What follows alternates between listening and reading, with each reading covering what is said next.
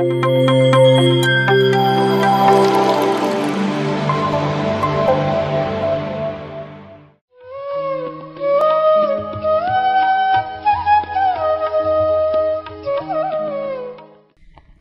ನಮಸ್ಕಾರ.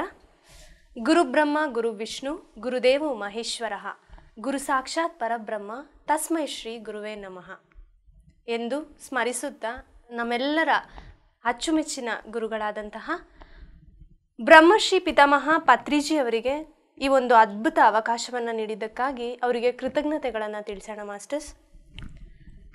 ಧ್ಯಾನ ಅನ್ನೋದು ಪ್ರತಿಯೊಬ್ಬರ ಜೀವನದಲ್ಲಿ ಬಹಳ ಮುಖ್ಯ ಅಂತ ಎಲ್ಲರೂ ಅದನ್ನು ಅನುಭವಿಸಿದವರು ಹೇಳ್ತಾ ಇದ್ದಾರೆ. ಅದು ಎಷ್ಟರ ಮಟ್ಟಿಗೆ ಅವರ ಜೀವನದಲ್ಲಿ ಅಳವಡಿಸ್ಕೊಂಡ್ರೆ ಯಾವ ಒಂದು ಉನ್ನತ ಮಟ್ಟದಲ್ಲಿ ನಾವು ತಲುಪ್ಬೋದು ಅನ್ನೋದಕ್ಕೆ ಸಾಕಷ್ಟು ಪಿರಮಿಡ್ ಮಾಸ್ಟರ್ಗಳು ನಮ್ಮ ಮುಂದೆ ಇದ್ದಾರೆ. ನಮ್ಮ ಜೊತೆ ಮೈಸೂರಿನ ಪಿರಮಿಡ್ ಮಾಸ್ಟರ್ ಆದಂತಹ ಶ್ರೀಮತಿ ಶಾಂತಲಾ ಅವರು ನಮ್ಮ ಜೊತೆ ಇದ್ದಾರೆ. ಮೇಡಮ್, ಕಾರ್ಯಕ್ರಮಕ್ಕೆ ಆತ್ಮೀಯವಾದಂಥ ಸ್ವಾಗತ ನಿಮಗೆ. ನಮಸ್ಕಾರ madam, thank you. Shantala madam ಅವರು ಧ್ಯಾನಕ್ಕೆ ಯಾವಾಗ ಬಂದರು, ಅವರ ಒಂದು ಅನುಭವಗಳು ಏನಿದೆ ಅಂತ ನಾವು ತಿಳ್ಕೊಳ್ಳೋಣ ಮಾಸ್ಟರ್ಸ್. ಮೇಡಮ್, ಯಾವಾಗಿಂದ ಧ್ಯಾನ ಮಾಡ್ತಾ ಇದ್ದೀರಾ, ನೀವು ಯಾವ ಒಂದು ಉದ್ದೇಶ ಇಟ್ಕೊಂಡು ಧ್ಯಾನಕ್ಕೆ ಬಂದ್ರಿ, ಸೊ ಅದ್ರ ಬಗ್ಗೆ ಒಂದಷ್ಟು ಮಾಹಿತಿ ನೀಡಿ ನಮಗೆ. ಓಕೆ, ನಾನು ಈ ಧ್ಯಾನಕ್ಕೆ ಬರೋದು ಅಂದರೆ ಆ್ಯಕ್ಚುಲಿ ಹೇಳಬೇಕು ಅಂದರೆ ನಾನು 1996ಇಂದನೂ ಧ್ಯಾನದಲ್ಲಿದ್ದೆ. ಆದರೆ ಈ ಆನಾಪಾನಸತಿ ಧ್ಯಾನ ಇರಲಿಲ್ಲ, ಸಿದ್ಧಿ ಸಮಾಧಿ ಯೋಗ ಅಂತ ಆ ಧ್ಯಾನದಿಂದ ನಾನು ಆ್ಯಕ್ಚುಲಿ ನನ್ನ ಸ್ಪಿರಿಚುವಲ್ ಜರ್ನಿ ಅಂದರೆ ಈ ಮೆಡಿಟೇಷನಲ್ಲಿ ಆ ಜರ್ನಿ ಸ್ಟಾರ್ಟ್ ಆಗಿದ್ದು SSYಯಿಂದ ಸಿದ್ಧಿ ಸಮಾಧಿ ಯೋಗ. ಆದರೆ ಅದಕ್ಕಿಂತ ಮುಂಚೆ ನಾನು ಹೇಳಬೇಕು ಅಂತಂದರೆ ನಮ್ಮ ಮನೆಯಲ್ಲಿ ನನ್ನ ಬ್ಯಾಕ್ಗ್ರೌಂಡು ಅಪ್ಪ ಆಗಿರ್ಬೋದು, ಅಮ್ಮ ಆಗಿರ್ಬೋದು, ಎಲ್ಲರೂ ಸ್ಪಿರಿಚುಯಾಲಿಟಿಲಿ ಇದ್ದವ್ರೆ. ಅಂದರೆ ಸ್ಪಿರಿಚುಯಾಲಿಟಿ ಅಂತಂದರೆ ನಮಗೆ ಧ್ಯಾನಕ್ಕೆ ಬರೋ ಮುಂಚೆ ಗೊತ್ತಿರೋ ಸ್ಪಿರಿಚುಯಾಲಿಟಿ ಅಂದರೆ ದೇವರು ಪೂಜೆ ಮಾಡೋದು, ಇದೇ ಸ್ಪಿರಿಚುಯಾಲಿಟಿ ಅಂತ ನಾವು ಅಂದ್ಕೊಂಡಿದ್ದು. ಅದೇ ಥರ ಅಪ್ಪ ಅಮ್ಮ ಇದ್ದಿದ್ದೂ ಆ ಭಕ್ತಿ ಮಾರ್ಗದಲ್ಲಿ ತುಂಬ ಇದ್ದರು. ಅವರು ಭಕ್ತಿ ಮಾರ್ಗ ಮತ್ತು ಸೇವಾ ಮಾರ್ಗ ಎರಡರಲ್ಲೂ ಇದ್ದರು. ಸೊ ಹಾಗೆ ನಮ್ಮ ತಂದೆ, ನಾನು ಚಿಕ್ಕಮಗಳೂರು ಡಿಸ್ಟ್ರಿಕ್ಟು ಕಡೂರು ನಮ್ಮ ತಂದೆದು. ಅಂದರೆ ನಾವು ಹುಟ್ಟಿದ್ದೆಲ್ಲ ಆಂಧ್ರ ತೆನಾಲಿಲಿ, ನಮ್ಮ ತಂದೆ ತಾಯಿ ಇಬ್ಬರು ಆಂಧ್ರದವರೇ. ಆದರೆ ಅಲ್ಲಿಂದ ಇಲ್ಲಿ ಕೆಲಸದ ಮೇಲೆ ಬಂದು ನಮ್ಮ ತಂದೆ ಚಿಕ್ಕಮಗಳೂರು ಡಿಸ್ಟ್ರಿಕ್ಟು ಕಡೂರಲ್ಲಿ ಸೆಟ್ಲಾಗಿದ್ದರು. ಸೊ ಇಲ್ಲಿ ಬಂದ ಮೇಲೆ ಅವರು ಅಷ್ಟೇ, ಅವರು ಕಾಂಟ್ರಾಕ್ಟರ್ ಆಗಿದ್ದರೂ ಸಹ ಅವರ ಧಾರ್ಮಿಕ ಮನೋಭಾವನೆ ಇತ್ತು ಅವರಿಗೆ ಮುಂಚಿಂದನೂ. ಹಾಗಾಗಿ ಅವರು ವೆಂಕಟೇಶ್ವರ ದೇವಸ್ಥಾನ ಕಟ್ಟಿಸಿದ್ರು, ಅಲ್ಲಿ ಕಡೂರಲ್ಲಿ ನವಗ್ರಹ ದಂಪತಿ ಸಮೇತ ದೇವಸ್ಥಾನ ಕಟ್ಟಿಸಿದ್ರು. ಅಂದರೆ ಅವರೆಲ್ಲ ಆ ಒಂದು ಸ್ಪಿರಿಚುಯಾಲಿಟಿ ಅಂದರೆ ಧಾರ್ಮಿಕ ಮನೋಭಾವನೆ ಭಕ್ತಿ ಮಾರ್ಗದಲ್ಲಿ ಇದ್ದರು. ಹಾಗೆ ಅವರಿಗೂ ಆ ಸೇವಾ ಮನೋಭಾವ ಅನ್ನೋದು ಮುಂಚಿಂದ ಇದ್ದಿದ್ದರಿಂದ, ನಾನು ಚಿಕ್ಕವಳಿಂದ ಆ ಒಂದು ಎನ್ವಿರಾನ್ಮೆಂಟಲ್ಲಿ ಬೆಳೆದಿದ್ದರಿಂದ ಅವ್ರು ಮಾಡ್ತಾ ಇದ್ದಿದ್ದು ಸೋಷಿಯಲ್ ಸರ್ವೀಸಲ್ಲೂ ತುಂಬ ಇದ್ದರು ನಮ್ಮ ತಂದೆ. ಸೊ ಅದನ್ನೆಲ್ಲ ಸೋಷಿಯಲ್ ಸರ್ವೀಸು ಹುಟ್ಟುತ್ತಾನೆ ಆ ಥರ ಒಂದು ಎನ್ವಿರಾನ್ಮೆಂಟಲ್ಲಿ ನೋಡ್ತಾ ನನಗೂ ಎಷ್ಟೋ ಒಂದು ಆ ಸೇವಾ ಮನೋಭಾವ ಅನ್ನೋದು ನನ್ನ ಬ್ಲಡ್ಡಲ್ಲೇ ಬಂದಿದೆ. ಸೊ ಅದೇ ಥರ ಇಂಪ್ರೂವ್ ಆಗ್ತಾ ನನಗೆ ಮದುವೆಗೆ ಮುಂಚೆ ಅದೇ SSY ಸಿದ್ಧಿ ಸಮಾಧಿ ಯೋಗದಲ್ಲಿದ್ದಿದ್ದು. ಮದುವೆ ಆದಮೇಲೆ ರವಿಶಂಕರ್ ಗುರೂಜಿಯವ್ರದ್ದು ಅವ್ರದ್ದು ಮಾಡ್ತಾಯಿದ್ದೆ ಧ್ಯಾನ, ಸುಮಾರು ಧ್ಯಾನಗಳು. ಯಾಕೆಂದರೆ ನಮ್ಗೆ ಇಷ್ಟೊಂದು ಆಳವಾಗಿ ಧ್ಯಾನದ ಬಗ್ಗೆ ಗೊತ್ತಿರಲಿಲ್ಲ. ಧ್ಯಾನ ಅಂದರೆ ಜಸ್ಟ್ ಏನೋ ನಮ್ಮ ಹೆಲ್ತಿಗೆ ಒಳ್ಳೇದಂತೆ, ಪೀಸ್ ಆಫ್ ಮೈಂಡ್ ಅಂತೆ, ಹೇಗೆ ಡಯೆಟ್ಟು ಆ ಥರ ಎಲ್ಲ ಮಾಡ್ತೀವಿ, ಅದು ಒಂದು ನಮ್ಮ ಒಂದು ಗುಡ್ ಹೆಲ್ತಿಗೆ ಬೇಕು ಅನ್ನೋ ಥರ ಒಂದು 10 ಮಿನಿಟ್ಸ್ 15 ಮಿನಿಟ್ಸ್ ಆ ಥರ ಮಾಡ್ತಾಯಿದ್ದಿದ್ದಷ್ಟೇ. ಅದಾದಮೇಲೆ ಈ ಒಂದು ಪತ್ರಿಜಿಯವರ ಆನಾಪಾನಸತಿ ಧ್ಯಾನ ನನಗೆ ಪರಿಚಯ ಆಗಿದ್ದು ಅಂತಂದರೆ ಈ ಕರೋನಾ ಪ್ಯಾಂಡಮಿಕ್ ಟೈಮಲ್ಲಿ 2020-2021 ಆ ಟೈಮಲ್ಲಿ ಜಾಸ್ತಿ ಇದು ಪರಿಚಯ ಆಗಿದ್ದು. ಅದೂ ಅಷ್ಟೇ, ಫಸ್ಟು ನಾನು ಯೂಟ್ಯೂಬಲ್ಲಿ ಹಾಕ್ಕೊಂಡು ಪತ್ರಿಜಿಯವ್ರದನ್ನೆಲ್ಲ ಆ ಟೇಪಲ್ಲಿ ಆ ರೆಕಾರ್ಡಲ್ಲಿ ಕೇಳ್ಕೊತಾ ಮಾಡ್ತಾಯಿದ್ದೆ. ಸೊ ಆ ಥರ ಅವ್ರದ್ದು ಯೂಟ್ಯೂಬಲ್ಲಿ ನೋಡಿಕೊಂಡು ಧ್ಯಾನ ಮಾಡ್ತಾಯಿದ್ದೆ. ಯಾಕೆಂದರೆ ಪ್ಯಾಂಡಮಿಕ್ ಟೈಮಲ್ಲಿ ನಾವು ಆಚೆ ಹೋಗೋದು ಕಡಿಮೆ ಇತ್ತು, ಮನೆಯಲ್ಲೇ ಇರ್ತಾಯಿದ್ವಿ. ಸೊ ಎಲ್ಲ ವರ್ಕ್ ಫ್ರಮ್ ಹೋಮು. ನಾನು architect actually, basically professionally I am on architect. But ಆ ಟೈಮಲ್ಲಿ ನಾವು ಫೀಲ್ಡ್ ವರ್ಕ್ ಆಗಲಿ ಹೊರಗೆ ಹೋಗೋದಾಗಲಿ ಫುಲ್ಲು ಕಂಪ್ಲೀಟಾಗಿ ಕಡಿಮೆ ಆಗಿತ್ತು. ಹಾಗೆ ನನ್ನ ಸೋಷಿಯಲ್ ಸರ್ವಿಸ್ ಆ್ಯಕ್ಟಿವಿಟೀಸ್ ಸಹ ಮದುವೆ ಆಗಿ ಮೈಸೂರಿಗೆ ಬಂದ ಮೇಲೂ ಎಷ್ಟೋ ಸಂಘ ಸಂಸ್ಥೆಗಳಲ್ಲಿ ಸೋಷಿಯಲ್ ಸರ್ವಿಸ್ ಆ್ಯಕ್ಟಿವಿಟೀಸಲ್ಲಿ ಇನ್ವಾಲ್ವ್ ಆಗಿದ್ದೀನಿ. ನಾನು 2-3 ಸಂಘದಲ್ಲಿ ಪ್ರೆಸಿಡೆಂಟ್ ಸಹ ಆಗಿದ್ದೀನಿ, ಕನ್ನಿಕಾ ಮಹಿಳಾ ಸಮಾಜ ಅಲ್ಲಿ ಪ್ರೆಸಿಡೆಂಟ್ ಆಗಿದ್ದೀನಿ. ಸೊ ಈ ಥರ ಎಲ್ಲ ಆ್ಯಕ್ಟಿವಿಟೀಸ್ ಜೊತೆ ಯಾವುದೇ ಒಂದು ಸಂಘದಲ್ಲಿದ್ರೂ ನಾವು ಮೇಯ್ನಲ್ಲಿ ಸರ್ವಿಸ್ ಆ್ಯಕ್ಟಿವಿಟಿ ಇದ್ರೇ ನಾನಂಥ ಒಂದು ಸಂಘ ಅನ್ನೋದರಲ್ಲಿ ಹೋಗ್ತಾ ಇದ್ದಿದ್ದು. ಸೊ ಆ ಥರ ಸೇವೆಗಳು ನಡೀತಾ ಇತ್ತು, ಎಲ್ಲ ಚೆನ್ನಾಗಿತ್ತು. ಯಾವಾಗ ಈ ಪ್ಯಾಂಡಮಿಕ್ ಬಂತು, ಲಾಕ್ಡೌನ್ ಸ್ಟಾರ್ಟ್ ಆಯಿತು, ಮನೆಯಲ್ಲೇ ಇದ್ವಿ, ಮನೆಯಿಂದನೇ ಎಲ್ಲ ಮಾಡ್ತಾಯಿದ್ವಿ. ಸ್ವಲ್ಪ ಟೈಮ್ ಅನ್ನೋದು ನಮಗೆ ಸಿಗ್ತಾಯಿತ್ತು ಬೇರೆದಕ್ಕೆ. ಸೊ ಆ ಟೈಮಲ್ಲಿ ನಾನು ಸ್ವಲ್ಪ ಧ್ಯಾನ ಸ್ವಲ್ಪ ಜಾಸ್ತಿ ಮಾಡ್ತಾ ಇದ್ದೆ. ಮಧ್ಯದಲ್ಲಿ ಸ್ವಲ್ಪ ಎಲ್ಲೋ ಕಡಿಮೆ ಆಗಿದ್ದು ಉಂಟು. ಆ ಟೈಮಲ್ಲಿ ಸೆಕೆಂಡ್ ವೇವ್ ಬಂದಾಗ ಎಲ್ಲ ಕಡೆ ನಮಗೆ ಗೊತ್ತಿರೋಂಗೆ ತುಂಬ ಜನ ಆವಾಗ ಬಾಡಿ ವೆಕೆಟ್ ಮಾಡ್ತಾಯಿದ್ರು. ಚಿಕ್ಕವರೇ, ನನಗಿನ್ನ ಚಿಕ್ಕವರು ಇರ್ಬೋದು, ನನ್ನ ಏಜವ್ರು ಇರ್ಬೋದು, ನನ್ನ ಕಸಿನ್ಸು, ಸುಮಾರು ಜನ ಆ ಟೈಮಲ್ಲಿ ಬಾಡಿ ವೆಕೇಟ್ ಮಾಡಿದರು. ಫ್ಯಾಮಿಲಿ ರೆಸ್ಪಾನ್ಸಿಬಿಲಿಟಿ ಮೇನ್ ಪರ್ಸನ್ ಅವರೇ, ಅರ್ನಿಂಗ್ ಪರ್ಸನ್ ಅಂಥವರು ಮನೇಲಿ ಎಲ್ಲರೂ ಒಂಥರ ಅನಾಥರು ಅನ್ನೋ ಥರ, ಅವರಿಬ್ಬರನ್ನೇ ಬಿಟ್ಟು ಹೆಂಡತಿ ಮಗು ಆ ಥರದವರು ಎಷ್ಟೊಂದು ಜನ ಆ ಥರ ಮೈಸೂರಲ್ಲಿ ನಮ್ಮ ಫ್ರೆಂಡ್ಸ್ಗೂ ಆ ಥರ ಆಗಿದ್ದಿದೆ, ರಿಲೇಟಿವ್ಸಲ್ಲೂ ಆ ಥರ ಆಗಿರೋದಿದೆ. ಎಲ್ಲಿ ಯಾರಿಂದ ಫೋನ್ ಬಂದರೂ ಆ ಟೈಮಲ್ಲಿ ಹೆಂಗೆ ಅಂದರೆ ಹೆದರಿಕೆ, ಒಂಥರ ಭಯ ಹುಟ್ಟಿಸೋಂಥ ಪರಿಸ್ಥಿತಿ. ನಾನು ಮುಂಚಿಂದ ಏನು ಅಂದರೆ ಆ್ಯಕ್ಚುಲಿ ತುಂಬ ಬೋಲ್ಡ್ ನಂದು ನೇಚರು. ಯಾಕೆಂದರೆ ನಾವು ಇದ್ದಿದ್ದು ಕಡೂರಲ್ಲಿ, ಅದು ಚಿಕ್ಕೂರಾಗಿರೋದ್ರಿಂದ ನಮಗೆ ಎಜುಕೇಷನ್ಗೆಲ್ಲ ಆಚೆ ಓದಿದ್ದೇ ಜಾಸ್ತಿ. 10th ಕಡೂರು, PUC ಟಿಪ್ಟೂರಲ್ಲಿ ಮಾಡಿದ್ದು, ಇಂಜಿನಿಯರಿಂಗ್ ಹಾಸನಲ್ಲಿ ಮಾಡಿದೆ. ಸೊ ಎಲ್ಲದರಲ್ಲೂ ಬೋಲ್ಡ್ ಆಗಿದ್ದು, ಎಲ್ಲ ಚೆನ್ನಾಗಿ ಅಷ್ಟು ಬೋಲ್ಡ್ ಆಗಿದ್ದವಳು ಸಡನ್ನಾಗಿ ಆ ಪ್ಯಾಂಡಮಿಕ್ ಟೈಮಲ್ಲಿ ಇಷ್ಟು ಚಿಕ್ಕ ವಿಷಯ ನನಗೆ ತಡೆಯೋಕ್ಕಾಗಲಿಲ್ಲ. ಆವಾಗ ಡಿಪ್ರೆಷನ್ ಸ್ಟೇಟಿಗೆ ಹೋಗಿದ್ದೆ. ಅಂದರೆ ಅದು ಒಂದು ಕಾರಣ. ಆವಾಗ ಅದೇ ಟೈಮಲ್ಲಿ ಹಾರ್ಮೋನ್ ಇಂಬ್ಯಾಲೆನ್ಸ್ ಅಂತಲೂ ಹೇಳಿದ್ರು, ನಾನಾ ರೀತಿ ಕಾರಣಗಳೆಲ್ಲ ಒಟ್ಟಿಗೆ ಆಗಿ ಫುಲ್ ಡಿಪ್ರೆಷನ್ ಸ್ಟೇಟಿಗೆ ಹೋಗಿದ್ದೆ. ಆವಾಗ ಡಾಕ್ಟ್ರ್ ಹತ್ರ ಹೋಗೋಣ, ಇನ್ನು ನಂಗೆ ಆಚೆ ಬರೋಕ್ಕಾಗ್ತಿರ್ಲಿಲ್ಲ. ಆ ನೋವು ಯಾರ್ದಾರು ಫೋನ್ ಬಂತಂದರೆ ಏನೋ ಒಂಥರ ಶಾಕಿಂಗ್ ಥರ, ಮನೆಯಿಂದ ಯಾರೋ ಆಚೆ ಹೋಗ್ಬಿಟ್ರೆ ಬರೋವರೆಗೂ ಟೆನ್ಷನ್ನು, ಎಲ್ಲಿ ಅವ್ರಿಗೆ ಏನಾಗ್ಬಿಡುತ್ತೋ, ನಮ್ಮ ಯಜಮಾನ್ರು ಆಚೆ ಹೋಗಿದ್ರೆ ಬರೋಷ್ಟರಲ್ಲಿ ಎಲ್ಲಿ ಅವರಿಗೆ ವೈರಸ್ ಅಟ್ಯಾಕ್ ಆಗುತ್ತೋ ಏನಾಗುತ್ತೋ, ಇದೇ ಥರ ತಲೆಯಲ್ಲಿ. ಸರಿ ಇನ್ಯಾಕೋ ಇದು ನನಗೆ ಇದು ಮಾಡೋಕ್ಕಾಗ್ತಿಲ್ಲ ಅಂತಂದ್ಬಿಟ್ಟು ಡಾಕ್ಟ್ರ್ ಹತ್ರ ಹೋದರೆ ಡಾಕ್ಟ್ರ್ ಏನಂದ್ರು, ನಿಮಗೆ BP ಅಂತ ಹೇಳಿಬಿಟ್ಟು ಟ್ಯಾಬ್ಲೆಟ್ಸ್ ಕೊಟ್ಟರು. ನನಗೆ ಇನ್ನು ಆ ಪರಿಸ್ಥಿತಿಲಿ ಏನು ಮಾಡೋಕ್ಕೂ ಗೊತ್ತಾಗ್ತಾ ಇಲ್ಲ. BP ಯಾಕೆ ಈ ವಯಸ್ಸಲ್ಲೇ BP ಏನು, ಅದು ಹೆಂಗೆ, ನಾನು ಚಿಕ್ಕವಳಿಂದ ಒಂದು ಮೆಡಿಸನ್ಸು ಹಾಕ್ಕೊಂಡಿರಲಿಲ್ಲ. ನಮ್ಮ ತಾಯಿ ಮನೇಲಿ ಏನಾದ್ರು ಸ್ವಲ್ಪ ಚಿಕ್ಕ ಪುಟ್ಟ ಮನೆ ಔಷಧಿ ಕೊಡ್ತಾಯಿದ್ರು. ಹಾಗೆ ನಾನು ಡಾಕ್ಟ್ರು ಅಂತ ಹೋಗಿದ್ದು ಅಂತಂತಂದರೆ ನನ್ನ ಮಗಳು ಪ್ರೆಗ್ನೆನ್ಸಿಲಿ ಡೆಲಿವರಿಲಿ ಅಷ್ಟೇ ಹೋಗಿದ್ದು. ಸೊ ಅದಾದಮೇಲೆ ಮೆಡಿಸನ್ಸು ಅದೇನೂ ಗೊತ್ತಿಲ್ಲ. ಆ BP ಕೊಟ್ಟರು, ಇನ್ನೇನು ಮಾಡೋದು, ವಿಧಿ ಇಲ್ವಲ್ಲ ಅಂತ ನಾನು 1 ಮಂತ್ ಹಾಕ್ಕೊಂಡೆ BP tablets. So monthly checkup ಆದಮೇಲೆ ಬನ್ನಿ ಮತ್ತೆ 1 ಮಂತ್ ಆದಮೇಲೆ ಅಂದರು. ಸೊ ಮತ್ತೆ ಹೋದರೆ ಏನು ಕಡಿಮೆ ಆಗಿಲ್ಲ ಅಂತ ಮತ್ತೆ ಇನ್ನೊಂದು ಡೋಸೇಜ್ ಜಾಸ್ತಿ ಮಾಡಿದ್ರು. ಆ ಥರ ಆದಾಗ ಸೆಕೆಂಡ್ ಟೈಮ್ ಮತ್ತೆ BP ಟ್ಯಾಬ್ಲೆಟ್ಸ್ ಕೊಟ್ಟರಲ್ಲ, ಇನ್ನು ನನಗೆ ಇಷ್ಟ ಆಗಲಿಲ್ಲ ತೊಗೊಳಕ್ಕೆ. ಆವಾಗ ನಾನು ಮತ್ತೆ ನಮ್ಮ ಫ್ಯಾಮಿಲಿ ಡಾಕ್ಟ್ರ್ ಒಬ್ಬರು ಆಯುರ್ವೇದ ಡಾಕ್ಟ್ರು ಚಿಕ್ಕಮಂಗ್ಳೂರಲ್ಲಿ, ಅವ್ರಿಗೆ ಫೋನ್ ಮಾಡಿ ಈ ಥರ ಆಗಿದೆ, ಏನು ಮಾಡಲಿ ಅಂತಂದರೆ, ಎಲ್ಲ ಬಿಟ್ಟು ಬಿಡಿ, ನೀವು ಏನೂ ಮಾಡಬೇಡಿ, ಜಸ್ಟ್ ಧ್ಯಾನ ಮಾಡಿ ಅಂತಂದರು. ಇದೆಲ್ಲ ಏನಂದರೆ ನಮ್ಮ ಮನಸ್ಸಿನಿಂದನೇ ಸ್ಟಾರ್ಟ್ ಆಗೋದು. ಯಾವುದೇ ಆದರೂ ಒಂದು ಕಾಯಿಲೆಗಳು ಏನಾಗಲ್ಲ, ನಿಮ್ಗೆ ಇಷ್ಟು ದಿನ ಇಷ್ಟು ಹೆಲ್ದಿಯಾಗಿದ್ರಿ ಅಂದರೆ ಯಾವುದೋ ಒಂದು ನೀವು ಮನಸ್ಸಲ್ಲಿ ಇಟ್ಕೊಂಡು ಕೊರಗ್ತಾ ಇದ್ರೆ ಅದನ್ನು ಬಿಟ್ಟುಬಿಡಿ, ಆರಾಮಾಗಿ ಧ್ಯಾನ ಮಾಡಿಕೊಂಡು ಟ್ಯಾಬ್ಲೆಟ್ಸ್ ಬಿಟ್ಟುಬಿಡಿ ಅಂತಂದರು. ಸೊ ನಾನು ಧೈರ್ಯ ಮಾಡಿ ಇನ್ನೊಂದು ಥಾಟ್ ತಿರುಗಿ ನೋಡಲಿಲ್ಲ. ಅವ್ರು ಹೇಳಿದ್ರು, ನಾನು ಬಿಟ್ಟುಬಿಟ್ಟೆ ಟ್ಯಾಬ್ಲೆಟ್ಸ್ ಬಿಟ್ಟು. ಆವಾಗಿಂದ ಮೆಡಿಟೇಷನ್ನು ಅಂದರೆ ಆನಾಪಾನಸತಿ ಆವಾಗ ಅಷ್ಟು ಮಾಡಲಿಲ್ಲ ನಾನು. ಅವ್ರು ಚಕ್ರ ಮೆಡಿಟೇಷನ್ ಅಂತ ಹೇಳಿದರು. ಸೊ ಆ ಚಕ್ರ ಮೆಡಿಟೇಷನ್ನು ಗೊತ್ತಿತ್ತು ನನಗೆ.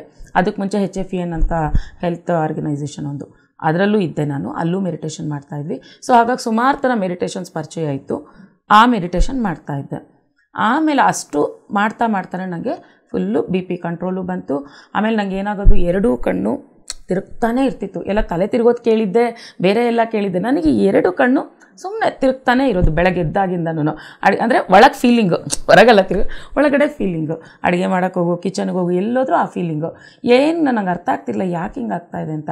ಆಮೇಲೆ ಈ ಧ್ಯಾನ ಮಾಡೋಕ್ಕೆ ಶುರು ಮಾಡಿದ್ಮೇಲೆ ಪತ್ರಿಜಿ ಅವ್ರದ್ದು ಯೂಟ್ಯೂಬಲ್ಲಿ ಹಾಕ್ಕೊಂಡು ನೋಡಿ ಮಾಡ್ತಾಯಿದ್ದೆ. ಅದು ಮಾಡ್ತಾ ನಮ್ಮ ಅಕ್ಕ ಕೊಟ್ಟೂರಲ್ಲಿ ಒಬ್ಳಿದ್ದಾಳೆ.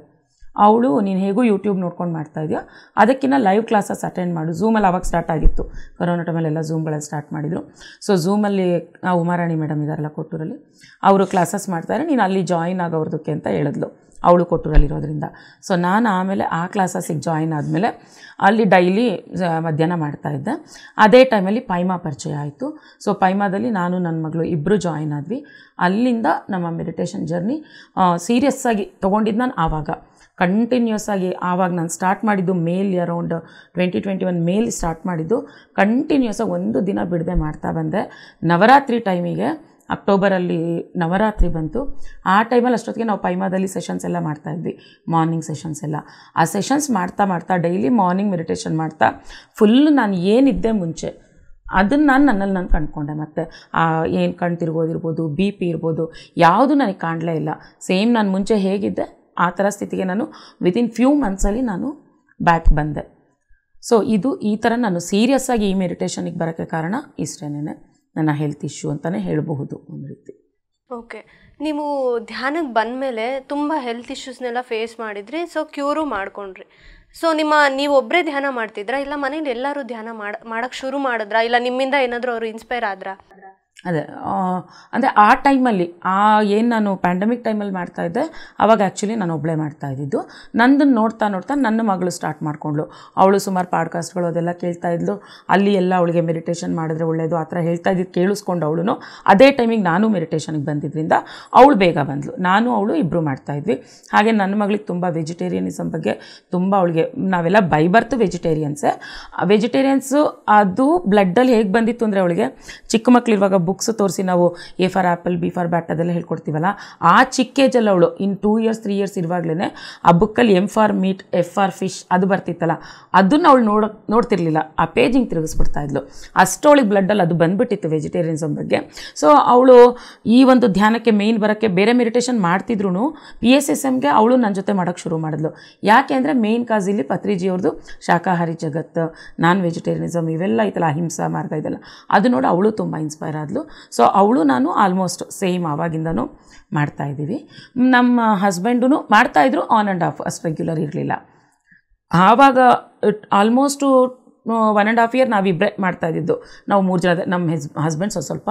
ಆದರೆ ಈಗ ನಮ್ಮ ಅತ್ತೆ ಮಾವ ಇನ್ಲಾಸ್ ಇಬ್ಬರೂ ಮಾಡ್ತಾರೆ. ಈಗ ನಮ್ಮ ಮಾವಂಗೆ 85 years. ಅವರೆಲ್ಲ ಭಕ್ತಿ ಮಾರ್ಗದಲ್ಲಿ ಇದ್ದವ್ರು. ಆ್ಯಕ್ಚುಲಿ ಅವರು, ನಾನು ಅನ್ಕೊತಾ ಇದ್ದೆ ಅವ್ರು ಬರಲೇಬೇಕು ಈ ಲೈಫ್ ಟೈಮಲ್ಲಿ ಅವ್ರು ಧ್ಯಾನಕ್ಕೆ ಅಂತಂದ್ಬಿಟ್ಟು ಜಪ ಮಾಡ್ತಿದ್ರು, ಎಷ್ಟೊತ್ತಾರು ಜಪ ಮಾಡೋರು ದೀಕ್ಷೆ ತೊಗೊಂಡಿದ್ದು ಅಂತ. ಆದರೆ ಧ್ಯಾನ ಮಾಡ್ತಿರ್ಲಿಲ್ಲ. ಈಗ ನನಗೆ ಖುಷಿ ಆಗ್ತಾಯಿದೆ, ಈ ಒಂದು 3-4 monthsiಂದ ಅವರಿಬ್ರು ಧ್ಯಾನಕ್ಕೆ ಬಂದಿದ್ದಾರೆ, ಧ್ಯಾನ ಮಾಡ್ತಾ ಇದ್ದಾರೆ. ಸೊ ಆಲ್ಮೋಸ್ಟ್ ನಮ್ಮ ಹೋಲ್ ಫ್ಯಾಮಿಲಿನೂ ಈಗ ಧ್ಯಾನ ಮಾಡ್ತಾ ಇದ್ದೀವಿ. ನಿಮ್ಮ ಅತ್ತೆ ಮಾವ ಧ್ಯಾನಕ್ಕೆ ಬಂದರು ಅಂತ ಅಂದರೆ ನಿಮ್ಮಲ್ಲಿ ಏನು ಬದಲಾವಣೆಯನ್ನು ನೋಡಿ ಅವ್ರು ಧ್ಯಾನಕ್ಕೆ ಬಂದರು? ಇದನ್ನು ನಾನು ಹೇಳಬೇಕು ಅಂದರೆ ನನ್ನಲ್ಲಿ ಹೆಲ್ತ್ ಇಶ್ಯೂಸ್ ಆ್ಯಕ್ಚುಲಿ ಮದುವೆ ಆದಾಗಿಂದ ಯಾವುದೂ ಇರಲಿಲ್ಲ ನನಗೆ. ಆ ಒಂದು 2-3 months ನಾನು ಏನು ಸಫರ್ ಮಾಡಿದ್ನೋ ಅಷ್ಟೇ.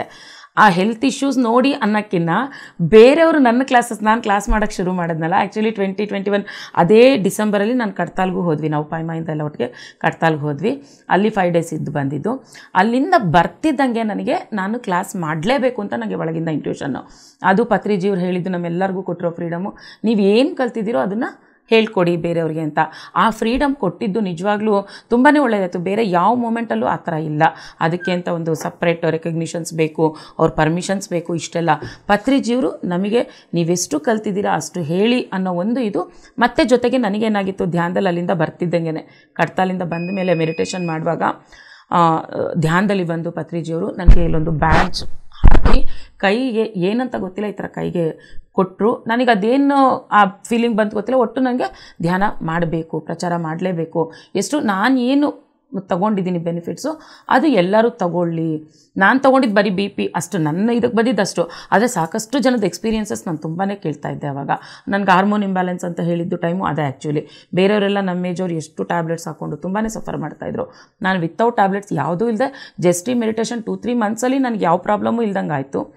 ಅದು ಅವ್ರ ಮೇಲೆ ಇಂಪ್ಯಾಕ್ಟ್ ಅನ್ನೋಕ್ಕಿಂತ ನಾನು ಕ್ಲಾಸಸ್ ಮಾಡಿ ನನ್ನ ಜೊತೆ ಮಾಡ್ತಾಯಿದ್ದು, ನಾನು ಯಾವ ಮಾಸ್ಟರ್ಸ್ ನನ್ನ ಕ್ಲಾಸಿಗೆ ಅಟೆಂಡ್ ಆಗ್ತಾರೆ ಅವರೆಲ್ಲರ ಎಕ್ಸ್ಪೀರಿಯನ್ಸ್ ಕೇಳಿಕೊಂಡು ಅವರೆಲ್ಲ ನನ್ನ ಕ್ಲಾಸಸ್ ಚೆನ್ನಾಗಿ ಮಾಡ್ತಾಳೆ ಅಂತ ಎಲ್ಲ ನನ್ನ ಫ್ರೆಂಡ್ಸ್ ಹೇಳ್ತಾ ಇದ್ದಿದ್ದು, ಅದೆಲ್ಲ ನೋಡಿ ಆಮೇಲೆ ಮೇಯ್ನ್ ನಮ್ಮ ಕೆಲಸದವಳಿಗೆ ನಾನು ಕ್ರೆಡಿಟ್ಸ್ ಕೊಡ್ಬೇಕು. ಆ್ಯಕ್ಚುಲಿ ನಮ್ಮ ಮನೆ ಮೇಯ್ಡ್ ಹೆಲ್ಪರು ಅವಳು ನಾನು ಕ್ಲಾಸಸ್ ಮಾಡೋದು ನೋಡಿ ಅವಳು ಮೆಡಿಟೇಷನ್ ಮಾಡೋಕ್ಕೆ ಶುರು ಮಾಡಿದ್ಲು. ಅದೇ ನಾನು ಕ್ಲಾಸಸ್ ಶುರು ಮಾಡಿದ್ಮೇಲೆ ಜೈಹೋ ಮೆಡಿಟೇಷನ್ ಅಂತ ಕ್ಲಾಸಸ್ ಶುರು ಮಾಡಿದೆ ಕಡ್ತಾಲಿಂದ ಬಂದ ಮೇಲೆ.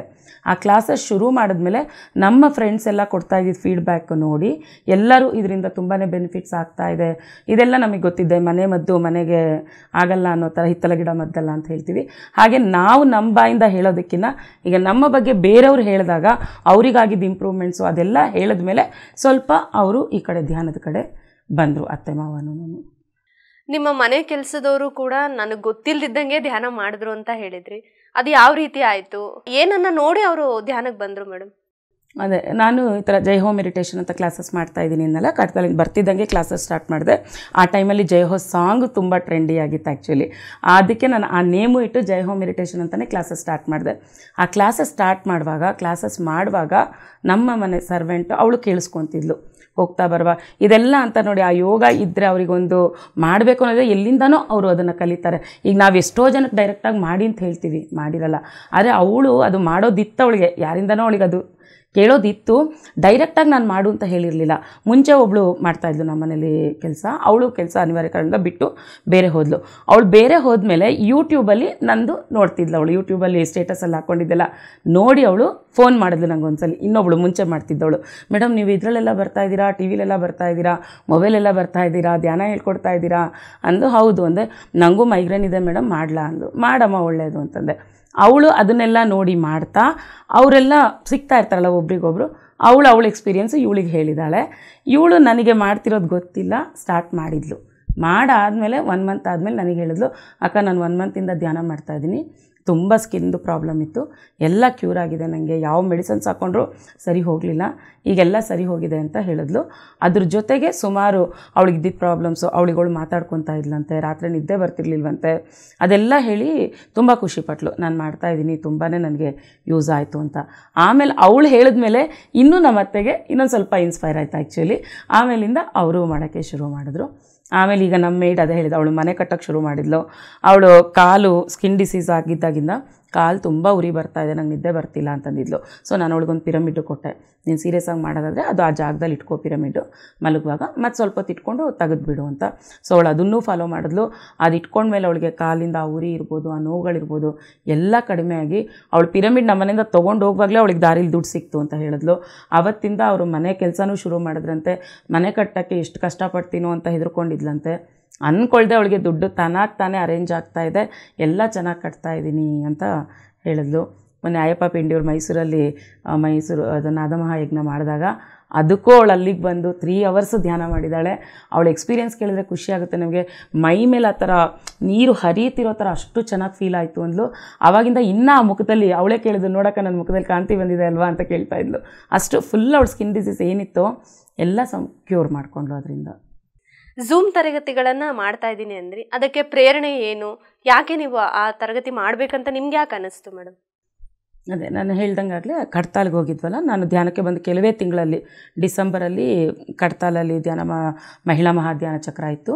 ಅಲ್ಲಿಗೆ ಅದು ಏನಂತನೂ ಗೊತ್ತಿಲ್ಲ ನಮಗೆ, ಯಾವ ಥರ ನಡೆಯುತ್ತೆ ಯಾವುದೂ ಗೊತ್ತಿಲ್ಲ. ಜಸ್ಟ್ ಪೈಮಾದವರೆಲ್ಲ ಹೋಗ್ತಾಯಿದ್ರು ಬರ್ತೀರಾ ಅಂದರು, ಹ್ಞೂ ಅಂತಂದ್ವಿ, ಬುಕ್ ಮಾಡಿಸ್ಕೊಂಡ್ವಿ, ಹೊರಟ್ವಿ. ಅದು ಇನ್ನೂ ಒಂದು ಆಶ್ಚರ್ಯ ಹೇಳಬೇಕು ಅಂದರೆ, ಅಲ್ಲಿ ಆ ಥರ ಟೆಂಟಲ್ಲಿರಬೇಕು, ಟೆಂಟ್ಗಳು ಅದೂ ನಮಗೆ ಗೊತ್ತಿರಲಿಲ್ಲ. ಅವ್ರು ಹೇಳಿದ್ರು ಹೋದ್ವಿ. ಅಲ್ಲಿ ಹೋಗಿ ಶಾಕ್, ಫಸ್ಟು ಇದೇನು ಈ ಥರ ಇರಬೇಕಾ ಇಲ್ಲೆಲ್ಲ ಅಂತ. ಹೆಂಗೋ ಎಲ್ಲರ ಜೊತೆ ಇದ್ವಿ, ಅದೊಂದು ಎಕ್ಸ್ಪೀರಿಯೆನ್ಸು ಚೆನ್ನಾಗಾಯಿತು. ಬಂದ್ವಿ. ಅಲ್ಲಿಂದ ಬಂದಮೇಲೆ ನಿಜವಾಗ್ಲೂ ಅದು ಒಂದು ವರ ಅಂತಲೇ ಹೇಳಬೇಕು. ಮನೇಲಿ ಎಲ್ಲರೂ ಹೇಳಿದ್ದು ಕೇಳಿ 3 ಅವರ್ಸ್ ಮೆಡಿಟೇಷನ್ ಮಾಡಬೇಕು ಒಳ್ಳೆಯದು, ಅದು ಹೇಳ್ತಿದ್ರಷ್ಟೇ, ನಾವು ಒಂದಿನೂ ಮಾಡಿರಲಿಲ್ಲ ಮನೇಲಿ. ಅಲ್ಲಿ ಹೋದಾಗ ನಾನು ಆ 5 ಡೇಸ್ ಇದ್ದಿದ್ದು, 5 ಡೇಸು 3 ಅವರ್ಸ್ ಮಾರ್ನಿಂಗ್ ಮೆಡಿಟೇಷನ್ ಮಾಡಿದ್ದು, ಮತ್ತು ನೈಟ್ ಟೈಮ್ ಪಿರಮಿಡಲ್ಲೇ ಮಲಗ್ತಾ ಇದ್ವಿ. ಓವರಾಲ್ ಒಂಥರ ಟ್ರಾನ್ಸ್ಫಾರ್ಮೇಷನ್, ಅದು ಹೇಗೆ ಹೇಳೋಕ್ಕಾಗಲ್ಲ, ಒಂಥರ ಒಳಗಿಂದನೇ ಆ ಚೇಂಜಸ್ಸು ಅನ್ನೋದು ಬಂತು. ಅಲ್ಲಿಂದ ಇಮ್ಮಿಡಿಯೇಟಾಗಿ ಬರ್ತಿದ್ದಂಗೆ ನನ್ನ ಒಳಗಿಂದ ನಾನು ಕ್ಲಾಸ್ ಮಾಡಲೇಬೇಕು, ಏನು ನಾನು ಇದರಿಂದ ಯೂಸಸ್ ನಾನು ಪಡ್ಕೊಂಡಿದ್ದೀನಿ, ಬೆನಿಫಿಟ್ಸ್ ಏನೇನಿದೆ ಅದೆಲ್ರಿಗೂ ಹೇಳಲೇಬೇಕು. ಹೇಗೂ ಪ್ಯಾಂಡಮಿಕ್ಕು, ಯಾರೂ ಹೊರಗೆ ಹೋಗ್ತಿಲ್ಲ, ಎಲ್ಲ ಲಾಕ್ಡೌನು, ಮನೇಲೇ ಇದ್ದರು. ಸೊ ಅದನ್ನೊಂದು ಒಳ್ಳೆ ರೀತಿಲಿ ಯಾಕೆ ಉಪಯೋಗಿಸ್ಕೋಬಾರ್ದು ಅಂತಂದ್ಬಿಟ್ಟು ನಾನು ಹೇಳಿದೆ, ಪತ್ರಿಜಿಯವರು ನನಗೆ ಧ್ಯಾನ ಮಾಡುವಾಗ ಬಂದು ಒಳಗಿಂದ ಮಾಡು ಹೇಳು ಅಂತ ಆ ಥರ ಮೆಸೇಜ್ ಒಳಗಿಂದ ನನಗೆ ಇಂಟ್ಯೂಷನ್ ಬರ್ತಾನೆ ಇದೆ, ಹೇಳ್ತಾ ಇದ್ದಾರೆ ಅವರು ಅಂತಂದ್ಬಿಟ್ಟು. ಅದಕ್ಕೆ ಸರಿಯಾಗಿ ಅವರು ಎಷ್ಟು ತಿಳಿದಿದೆಯೋ ಅಷ್ಟು ಹೇಳಿ ಅಂತ ಹೇಳಿದ್ದು ನನಗೆ ಇನ್ನೊಂದು ಸ್ವಲ್ಪ ಮೋಟಿವೇಟ್ ಮಾಡ್ದಂಗೆ ಆಯಿತು ಆ್ಯಕ್ಚುಲಿ. ಯಾಕೆಂದರೆ ನಾನು ಬಂದು ತುಂಬ ದಿನವೂ ಆಗಿಲ್ಲ ಧ್ಯಾನಕ್ಕೆ, ಏನು ಎಷ್ಟು ತಿಳ್ಕೊಂಡಿದ್ದೀನೋ ನನಗೆ ಗೊತ್ತಿಲ್ಲ. ಆದರೂ ಆಯಿತು, ನನಗೆ ಗೊತ್ತಿದ್ದಷ್ಟೇ ಹೇಳೋಣ ಅಂತಂದ್ಬಿಟ್ಟು ಸ್ಟಾರ್ಟ್ ಮಾಡಿದೆ. ವಿವೇಕಾನಂದರ national youth day January 12, 2022 start ಮಾಡಿದೆ ನಾನು. ಅದು ಫ್ರೆಂಡ್ಸ್ಗೆ ಅಂತ ಮಾಡಿದ್ದು. ನಾನು ಹಲವಾರು ಸಂಘ ಸಂಸ್ಥೆಗಳಲ್ಲಿದ್ದೆ ಅಂತ ಹೇಳಿದ್ನಲ್ಲ, ಆ ಒಂದು 2-3 ಸಂಘ ಸಂಸ್ಥೆಗಳ ಎಲ್ಲರನ್ನೂ ಝೂಮಲ್ಲಿ ಇನ್ವೈಟ್ ಮಾಡಿ ಅವತ್ತೇ ನಾನು ನ್ಯಾಷನಲ್ ಯೂತ್ ಡೇ ದಿನ ಜೈ ಹೋಮ್ ಮೆಡಿಟೇಷನ್ ಅಂತ ಹೇಳ್ಬಿಟ್ಟು ಸ್ಟಾರ್ಟ್ ಮಾಡಿದೆ. ಅದು ಆವಾಗ ಸ್ಟಾರ್ಟ್ ಮಾಡಿದ್ದು ಕಡಿಮೆ ಜನದಿಂದ, ಅಂದರೆ ಆವತ್ತು ತುಂಬ ಜನ ಇದ್ದರು. ಪ್ರೋಗ್ರಾಮಿಗೆ ಬಂದಾಗ ಒಂದು 80 to 100 ಜಾಯ್ನ್ ಆಗಿದ್ದರು. ಆದಮೇಲೆ ಅದು ಗೊತ್ತಲ್ಲ, ಹಾಗೆ ಸ್ಟಾರ್ಟಿಂಗಲ್ಲಿ ಇರ್ತಾರೆ, ಆಮೇಲೆ ಕಡಿಮೆ ಆಗ್ತಾ ಬಂತು, 27, 30 ಆ ಥರ ಇದ್ದಿದ್ದು. ಈಗ ನಿಜವಾಗ್ಲೂ ನನಗೆ ಹೆಮ್ಮೆ ಅನಿಸುತ್ತೆ, ಡೈಲಿ ನನ್ನ ಕ್ಲಾಸ್ 80 to 100 ಮ್ಯಾಕ್ಸಿಮಮ್ ನನ್ನ ಝೂಮ್ ಇರೋದು, ಅಷ್ಟಂತೂ ಫುಲ್ ಇರ್ತಾರೆ ಡೈಲಿ ಕ್ಲಾಸಸ್ಸು. ಅದರಿಂದ ಎಷ್ಟು ಜನಕ್ಕೆ ಉಪಯೋಗ ಆಗ್ತಾಯಿದೆ ಅಂದರೆ, ಅವ್ರು ಫೀಡ್ಬ್ಯಾಕ್ ಕೊಡುವಾಗ, ಫೋನ್ ಮಾಡೋರು ಖುಷಿ ವ್ಯಕ್ತಪಡಿಸುವಾಗ ನಂಗೆ ತುಂಬ ಖುಷಿ ಆಗುತ್ತೆ. ನಾನು ಆರ್ಕಿಟೆಕ್ಟ್ ಆಗಿದ್ರೂ ಅದರಲ್ಲಿ ದುಡ್ಡು ಬರ್ತಾಯಿದ್ರು ನನಗೆ ಅಷ್ಟು ತೃಪ್ತಿ ಖಂಡಿತ ಇರಲಿಲ್ಲ. ಈಗ ನಾನು ಎಲ್ಲರಿಗೂ ಅದು ಹೇಳ್ತೀನಿ, 1 ಕೋಟಿ ತಂದು ಯಾರು ಕೊಟ್ಟರು ಅಷ್ಟು ಖುಷಿ ಆಗಲ್ಲ, ತೃಪ್ತಿ ಆಗಲ್ಲ. ಇವರು ಒಬ್ಬೊಬ್ಬರು ಹೇಳ್ತಾರಲ್ಲ, ಅವರ ಲೈಫ್ ಟ್ರಾನ್ಸ್ಫಾರ್ಮ್ ಆಗಿದ್ದು, ಅದು ತುಂಬಾ ಖುಷಿ ಕೊಡುತ್ತೆ. ಹಾಗಾಗಿ ನಾನು ನನ್ನ ಕಡೆ ಉಸಿರಿರೋವರೆಗೂ ಈ ಧ್ಯಾನ ಪ್ರಚಾರ ಮಾಡಬೇಕು ಅಂತ ಅಂದ್ಕೊಂಡ್ಬಿಟ್ಟಿದ್ದೀನಿ. ಅದನ್ನು ಮಾಡ್ತಾಯಿದ್ದೀನಿ, ಹಾಗೆ ಕಂಟಿನ್ಯೂ ಮಾಡ್ತಾಯಿದ್ದೀನಿ. Great madam. ಹಾಗೇನೆ ಶಾಲೆಗಳಲ್ಲೆಲ್ಲ ನೀವು ಧ್ಯಾನ ಪ್ರಚಾರ ಮಾಡಕ್ ಹೋಗ್ತಾ ಇದ್ದೀನಿ ಅಂತ ಅಂದ್ರಿ. ಸೊ ಅಲ್ಲಿ ಹೋದಾಗ ನಿಮ್ಮ ಅನುಭವ, ಅಲ್ಲಿ ರೆಸ್ಪಾನ್ಸ್ ಯಾವ ರೀತಿ ಇದೆ ಮೇಡಮ್? ಚೆನ್ನಾಗಿದೆ. ಆ್ಯಕ್ಚುಲಿ ನಾನು ಏನಕ್ಕೆ ಮಕ್ಳಿಗೆ ಅಂದ್ಕೊಂಡಿದ್ದು ಅಂದರೆ, ದೊಡ್ಡವರಿಗಿನ್ನ ಬೆಳೀತಿರೋ ಮಕ್ಕಳಿಗೆ ನಾವು ಈ ಒಂದು ಸಂಸ್ಕಾರ ಹೇಳ್ಕೊಟ್ರೆ, ಈ ಒಂದು ಧ್ಯಾನದ್ದು ಹೇಳ್ಕೊಟ್ರೆ ಅವರೊಂದು ತಪ್ಪು ದಾರಿಲಿ ಹೋಗಲ್ಲ, ಸರಿಯಾದ ಡಿಸಿಷನ್ಸ್ ತೊಗೊಳ್ತಾರೆ. ಹಾಗಾಗಿ ದೊಡ್ಡವ್ರಿಗಿನ್ನ ಮಕ್ಕಳಿಗೆ ಹೇಳ್ಕೊಡ್ಬೇಕು ಅನ್ನೋದೇ ನನಗೆ ಫಸ್ಟಿಂದ ಇತ್ತು. ಯಾಕೆಂದರೆ ನನ್ನ ಮಗಳು ಎಕ್ಸಾಂಪಲ್ ಅದಕ್ಕೆ. ಆ್ಯಕ್ಚುಲಿ ಅವಳು ಆ ಚಿಕ್ಕ ವಯಸ್ಸಿಂದ ಈ ಒಂದು ಸಂಸ್ಕಾರಕ್ಕೆ ಬಂದ ಮೇಲೆ ಅವಳು ಡಿಸಿಷನ್ಸ್ ತಗೊಳ್ಳೋದ್ರಲ್ಲಿ ತುಂಬ ಪರ್ಫೆಕ್ಟಾಗಿ ತೊಗೊಂಡಿರ್ತಾಳೆ. ನಾನು ತಲೆ ಕೆಡಿಸ್ಕೊಳ್ಳಲ್ಲ ಅವಳದ್ದು ಯಾವುದ್ರಲ್ಲೂ. ಅವಳ ಎಜುಕೇಷನ್ ಇರ್ಬೋದು, ಯಾವುದೇ ಒಂದು ಇದಕ್ಕೂ ನಾನು ಇಂಟರ್ಫಿಯರ್ ಆಗಲ್ಲ. ಅವಳು ತೊಗೊಂಡು ಹೇಳಿದ್ರೆ ಅದು ಸರಿ ಇರುತ್ತೆ. ಅವಳನ್ನ ನೋಡಿ ನನಗೆ ಮಕ್ಕಳನ್ನ ಯಾವಾಗಲೂ ನಾವು ಫ್ರೀಯಾಗೂ ಬಿಡಬೇಕು. ಅಂದರೆ ಅದು ನಾವು ಅವ್ರನ್ನ ಕಂಟ್ರೋಲ್ ಮಾಡ್ತಿದ್ದೀವಿ ಅಂತ ಅವ್ರಿಗೆ ಗೊತ್ತಾಗಬಾರ್ದು. ಆ ಥರ ಕಂಟ್ರೋಲ್ ಮಾಡಬೇಕು, ಅವ್ರ ಫ್ರೀಡಮ್ಗೂ ಬಿಡಬೇಕು ನಾವು. ಹಾಗಿದ್ದಾಗ ಅವ್ರೊಳಗಿನ ಟ್ಯಾಲೆಂಟ್ ನಮಗೆ ಆಚೆಗೆ ಗೊತ್ತಾಗುತ್ತೆ, ಬರುತ್ತೆ. ನಿಜವಾದ ಟ್ಯಾಲೆಂಟ್ ನಮಗೆ ಗೊತ್ತಾಗುತ್ತೆ. ಹಾಗೆ ನಾನು ನನ್ನ ಮಗಳನ್ನ ನೋಡಿದ್ರಿಂದ ಸೊ ಎಲ್ಲ ಮಕ್ಕಳು ಯಾಕೆ ಹಿಂಗಾಗಬಾರ್ದು, ಅವರಿಗೂ ಇದರಿಂದ ಹೆಲ್ಪ್ ಆಗುತ್ತಲ್ಲ. ಎಷ್ಟೋ ಜನಗಳ ಮನೇಲಿ ಮಕ್ಳಿಗೆ ಆಸೆ ಇದ್ದರೂ ಪೇರೆಂಟ್ಸಿಂದ ಸಪೋರ್ಟ್ ಸಿಗ್ತಿರಲ್ಲ, ಅಥವಾ ಪೇರೆಂಟ್ಸ್ಗೆ ಹೇಳ್ಕೊಡ್ಬೇಕಂದ್ರೂ ಮಕ್ಕಳು ಗೊತ್ತಲ್ಲ ಮನೆ ಮದ್ದು ಹಿತ್ತಲ ಮದ್ದು ಇದು ಮನೆಯವ್ರಿಗೆ ಬರಲ್ಲ ಅನ್ನೋ ಥರ. ಸೊ ನಾವು ಯಾಕೆ ಇದರಲ್ಲಿ ತೊಗೊಂಡು ಇನಿಷಿಯೇಟಿವ್ ತೊಗೊಂಡು ಮಕ್ಕಳಿಗೆ ಹೇಳ್ಕೊಡ್ಬಾರ್ದು ಅನಿಸಿ ಮಕ್ಕಳಿಗೆ ಸ್ಕೂಲ್ಗಳಿಗೆ ಹೋಗಿ ಹೇಳ್ಕೊಡೋಕ್ಕೆ ಶುರು ಮಾಡಿದೆ. ತುಂಬ ಚೆನ್ನಾಗಿ ರೆಸ್ಪಾನ್ಸು ಬರುತ್ತೆ. ಆದರೆ ಫಾಲೋ ಅಪ್ ಮಾಡೋಕ್ಕೆ ಇರಬೇಕಲ್ಲಿ. ನಾವು ಹೇಳಿ ಬರ್ತಿದ್ವಿ ಸ್ಕೂಲಿಗೆ, ನೀವೇ ಫಾಲೋ ಅಪ್ ಮಾಡಿ, ಇಲ್ಲಾಂದರೆ ನಾವು ಆವಾಗವಾಗ ಬರ್ತೀವಿ ಅಂತಂದ್ಬಿಟ್ಟು ಅಲ್ಲಿರೋ ಟೀಚರ್ಸ್ಗೂ ನಾವು ಟ್ರೈನಪ್ ಮಾಡಿ ಹೇಳ್ಕೊಡೋಕ್ಕೆ ಮತ್ತು ಅದನ್ನು ಫಾಲೋ ಅಪ್ ಮಾಡೋಕ್ಕೆಲ್ಲ ಹೇಳ್ಕೊಡ್ತಿದ್ವಿ. ರಿಸಲ್ಟ್ಸು ಚೆನ್ನಾಗಿ ಬಂದಿದೆ. ಅದು ಮಾಡೋಕ್ಕೆ ಶುರು ಮಾಡಿದ್ಮೇಲೆ ರಿಸಲ್ಟ್ಗಳು ಚೆನ್ನಾಗಿ ಬಂದಿದೆ. ಇದಕ್ಕೆ ಮುಂಚೆ ಗೌರ್ಮೆಂಟ್ ಗರ್ಲ್ಸ್ ಹೋಮ್ ಅಂತ ಕೇಳಿದ್ದೀರಲ್ಲ, ಅಂದರೆ ಈ ಸ್ವಲ್ಪ ಕ್ರಿಮಿನಲ್ ಕೇಸ್ ಇರೋವಂಥವ್ರ ಮಕ್ಕಳು, ಅಥವಾ ಏನಾದರೂ ಸ್ವಲ್ಪ ಕ್ರಿಮಿನಲ್ ಕೇಸಲ್ಲಿ ಅವರೇ ಸಿಗಾಕ್ಕೊಂಡಿರ್ತಾರೆ ಅಂಥ ಮಕ್ಕಳನ್ನ ಗೌರ್ಮೆಂಟ್ ಹೋಮ್ ಅಂತಿರುತ್ತೆ, ಗೌರ್ಮೆಂಟ್ ಗರ್ಲ್ಸ್ ಹೋಮ್. ಅಲ್ಲೇ ಇಟ್ಟವ್ರನ್ನ ಸ್ಕೂಲ್ಸಿಗೆ ಕಳಿಸಿ ನೋಡ್ಕೊತಾ ಇರ್ತಾರೆ. ಅಲ್ಲಿ ಹೇಗಿರುತ್ತೆ ಮನಸ್ಥಿತಿ ಮಕ್ಕಳದು ಅಂತಂದರೆ, ಒಂಥರ ಎಲ್ಲದಕ್ಕೂ ರಿವೋಲ್ಟ್ ಆಗುವಂಥದ್ದು. ಯಾಕೆಂದರೆ ಅವ್ರಿಗೊಂದು ಸೆಕ್ಯೂರಿಟಿ ಫೀಲಿಂಗ್ ಇರಲ್ಲ. ಅಲ್ಲಿ ಏನೋ ತಪ್ಪು ಮಾಡಿ ಬಂದಿರುವಂಥದ್ದು, ಅವ್ರ ಬ್ಯಾಕ್ಗ್ರೌಂಡ್ ಆ ಥರ ಇರುತ್ತೆ. ಏನೋ ಗೊತ್ತಿಲ್ಲದೆ ಅವ್ರಿಗೆ ಒಂಥರ ಸೈಕಾಲಜಿಕಲಿ ಅವರು ಎಫೆಕ್ಟ್ ಆಗಿರ್ತಾರೆ. ಸೊ ಅಂಥ ಕಡೆ ನನಗೆ ಧ್ಯಾನ ಹೇಳ್ಕೊಡುವಂತಹ ಒಂದು ಚಾನ್ಸ್ ಸಿಕ್ತು ಆ ಮಕ್ಕಳಿಗೆ. ಅಲ್ಲಿ ಹೇಳ್ಕೊಟ್ಮೇಲೆ ಆ ಮಕ್ಕಳು, ನಾನು ಹೋಗಿದ್ದ ದಿನಕ್ಕೂ 11 ಡೇಸ್ ಮಾಡಿದ್ವಿ ಅಲ್ಲಿ. ಆ 11 ಡೇಸ್ ಕಂಪ್ಲೀಟ್ ಆದಮೇಲೂ ಆ ಮಕ್ಕಳಲ್ಲಿ ಟ್ರಾನ್ಸ್ಫಾರ್ಮೇಷನ್ ನೋಡಿ ತುಂಬ ಖುಷಿ ಆಯಿತು. ಎಕ್ಸಾಮ್ಗೆ ಹೋಗೋಕ್ಕೆ ಇಷ್ಟಪಡ್ತಿರ್ಲಿಲ್ಲ, ಕಾಂಪೌಂಡ್ ಹಾರ ಆಚೆ ಹೋಗೋಕ್ಕೆ ಹೋಗ್ಬಿಡ್ತಿದ್ರಂತೆ, ತಪ್ಪಿಸ್ಕೊಂಡು ಹೋಗೋದು ನೋಡ್ತಾಯಿದ್ರು, ಓದೋಕ್ಕೆ ರೆಡಿ ಇರ್ತಿರ್ಲಿಲ್ಲ, ಯಾವಾಗಲೂ ಜಗಳಗಳು ಆ ಥರ ಎಲ್ಲ ಮಾಡ್ತಾ ಇದ್ದವರು ಆ ಒಂದು 11 ಡೇಸಲ್ಲಿ ಅವರಲ್ಲೇ ಅವರಿಗೆ ಅಂಡರ್ಸ್ಟ್ಯಾಂಡಿಂಗ್ ಬಂತು, ಓದೋದ್ರಲ್ಲಿ ಇಂಟ್ರೆಸ್ಟ್ ಬಂತು, ಎಕ್ಸಾಮ್ಗಳು ಬರೆದ್ರು. ತುಂಬ ಸಾಕಷ್ಟು ಚೇಂಜಸ್ಸು ಮಕ್ಕಳಿಗೆ ಬಂದಿದೆ. ಸೊ ಅದೇ ಥರ ಅಲ್ಲಿ ನೋಡಿದ್ಮೇಲೆ ನನಗೆ ಇನ್ನೂ ಸ್ಕೂಲ್ಸಿಗೆ ಮಾಡಬೇಕು ಇದನ್ನು ಅಂತ ಸ್ಕೂಲ್ಸಲ್ಲಿ ಮಾಡ್ತಾಯಿದ್ದೀನಿ ಮಕ್ಕಳಿಗೆ. ನಾನು ಎಲ್ಲಿ ಆಪರ್ಚುನಿಟಿ ಸಿಕ್ಕಿದ್ರೆ ಅಲ್ಲಿ ಮಕ್ಕಳಿಗೆ, ಆನ್ಲೈನೂ ಮಕ್ಕಳಿಗೆ ವೀಕ್ಲಿ 1 ಕ್ಲಾಸ್ ಮಕ್ಕಳಿಗೆ ಅಂತಲೇ ತೊಗೊಳ್ತಾ ಇದ್ದೀನಿ. ಈಗ ನೀವು ಕಡ್ತಾಲಲ್ಲಿ ಹೋದಾಗ ಪಿರಮಿಡ್ಗಳಲ್ಲಿ ಮಲ್ಕೊಂಡಿದ್ರಿ, ನಮಗೆ ತುಂಬ ಟ್ರಾನ್ಸ್ಫಾರ್ಮೇಷನ್ ಆಯಿತು ಅಂತ ಹೇಳಿದ್ರಿ. ಸೊ ಪಿರಮಿಡ್ ಕೂಡ ನೀವು ಕನ್ಸ್ಟ್ರಕ್ಷನ್ ಮಾಡ್ತಾ ಇದ್ದೀರಾ ಅಂತ ತಿಳಿಸಿದ್ರಿ. ಸೊ ಅದ್ರ ಬಗ್ಗೆ ಏನು ಹೇಳ್ತೀರಾ ಮೇಡಮ್ ನೀವು? ಅದ್ಭುತ, ನಿಜವಾಗ್ಲೂ ಪಿರಮಿಡ್ ಎನರ್ಜೀಸ್ ಅಷ್ಟು ಇರುತ್ತೆ ಅಂತ ನನಗೆ ಅಲ್ಲಿ ಇದ್ದ ಮೇಲೇ ಗೊತ್ತಾಗಿದ್ದದು. ಅದು ಎಕ್ಸ್ಪೀರಿಯೆನ್ಸ್ ಮಾಡಬೇಕಷ್ಟೇ. ಹೇಳಬೇಕು ಅಂತಂದರೆ ಅಲ್ಲಿದ್ದಿದ್ದು ಅದು ನಾವು ಫುಲ್ಲಷ್ಟು ಎಕ್ಸ್ಪ್ರೆಸ್ ಮಾಡೋಕ್ಕೆ ಆಗಲ್ಲ ಖಂಡಿತ. ಆ ಎಕ್ಸ್ಪೀರಿಯೆನ್ಸ್ ಮಾಡಬೇಕು. ಅಲ್ಲಿ ಸ್ಟ್ರೈನೇ ಆಗ್ತಿರ್ಲಿಲ್ಲ. ನಾವು ಮಲಗಿದ್ದ ಟೈಮ್ ಹೇಳಬೇಕು ಅಂದರೆ ಪಿರಮಿಡ್ ಕೆಳಗೆ ನೈಟ್ ಇರ್ಬೋದು. ಆ ಕಡ್ತಾಲಲ್ಲಿ ಇದ್ದಿದ್ದು 5 ದಿನವೂ ನಾವು ಮಲಗಿದ್ದು 1 or 2 hours ಮಲಗಿದ್ವೋ ಇಲ್ಲೋ ಗೊತ್ತಿಲ್ಲ. ಆದರೆ ಎಲ್ಲೂ ಸುಸ್ತು ಅಂತ ನಮಗೆ ಆಗ್ತಾ ಇರಲಿಲ್ಲ. ಅಷ್ಟು ಓಡಾಡಿದ್ದೀವಿ, ಎಲ್ಲದಕ್ಕೂ ಅಟೆಂಡ್ ಮಾಡಿ ಓಡಾಡಿದ್ದು ನಾವು ಕಡಿಮೆ ಇರಲಿಲ್ಲ. ಓಡಾಡ್ತಾ ಇದ್ವಿ, ಎಲ್ಲ ಅಟೆಂಡ್ ಮಾಡ್ತಾ ಇದ್ವಿ. ಆದರೆ ನಮಗೆ ಸುಸ್ತು ಅನ್ನೋದು ಎಲ್ಲೂ ಆಗಲಿಲ್ಲ. ಆಗಲೇ ಆ ಧ್ಯಾನದ ಮೇಲೆ ನನಗಿನ್ನೂ ಆ ಪಿರಮಿಡ್ ಶಕ್ತಿ ಇರ್ಬೋದು, ಧ್ಯಾನದ ಮಹಿಮೆ ಎಲ್ಲ ಆವಾಗ ನನಗೆ ಅದೊಂಥರ ಬಡ್ದು ಎಬ್ಬಿಸ್ದಂಗೆ ಆಯಿತು. ಸೊ ಅವಾಗಿಂದನೂ ನನಗೆ ಪಿರಮಿಡ್ ಮನೇಲಿ ಕಟ್ಟಬೇಕು ಅನ್ನೋ ಆಸೆ ಇತ್ತು. ಮಧ್ಯದಲ್ಲಿ ಹೇಗಪ್ಪ ಕೇಳೋದು, ನಾನು ಹೇಳಿದ್ನಲ್ಲ ಆವಾಗಿನ್ನ ನಮ್ಮ ಇನ್ಲಾಸ್ ಬಂದಿರಲಿಲ್ಲ ಧ್ಯಾನಕ್ಕೆ. ಏನು ಅನ್ಕೊತಾರೋ ಏನೋ ಮನೆ ಮೇಲೆ ಅದನ್ನು ಕಟ್ಟೋದು, ಯಾಕೆಂದರೆ ಭಕ್ತಿ ಮಾರ್ಗದಲ್ಲಿದ್ದರು ಒಂದೇ ಸರಿ ಪಿರಮಿಡ್ ಅಂದರೆ ಏನಂತಾರೋ ಅಂತ ನಾನು ಅಷ್ಟು ಕೇಳಿರಲಿಲ್ಲ. ಒಂದ್ಸಲಿ ಅಂದಿದ್ದೇನೋ ಬಿಟ್ಬಿಟ್ಟಿದ್ದೆ.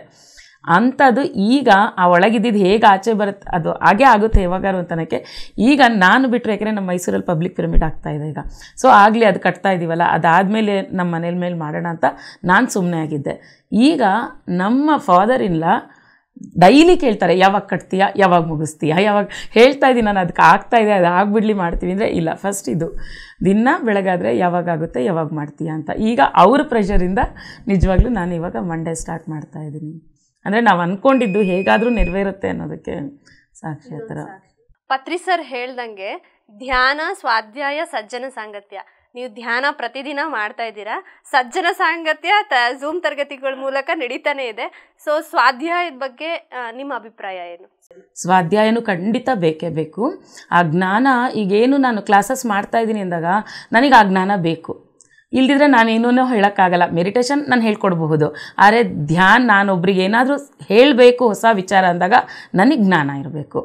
ಧ್ಯಾನದಲ್ಲಿ ನಾವು ಎಷ್ಟೋ ಜ್ಞಾನ ಪಡ್ಕೊಂಡಿರಬಹುದು, ಆದರೆ ಬೇರೆಯವ್ರಿಗೆ ನಾನು ಅದನ್ನು ಅರ್ಥ ಮಾಡಿಸ್ಬೇಕು ಅಂದಾಗ ಈ ಥರ ಎಷ್ಟೋ ಬುಕ್ಸು ಓದಬೇಕಾಗುತ್ತೆ. ನನ್ನನ್ನು ನಾನು ಟ್ರಾನ್ಸ್ಫಾರ್ಮ್ ಮಾಡ್ಕೊಳಕ್ಕೂ ಓದಬೇಕು. ಈಗ ನನಗೆ ಚಾಲೆಂಜ್ ಆಗಿರೋದು ನಾನು ಬೇರೆಯವ್ರಿಗೆ ಮಾಡುವಾಗ ನಾನೊಂದು ವಿಷಯ ತಿಳ್ಕೊಂಡಿರಬೇಕು. ಸೊ ನಾನು ಅದಕ್ಕೂ ಥ್ಯಾಂಕ್ಸ್ ಹೇಳ್ತೀನಿ.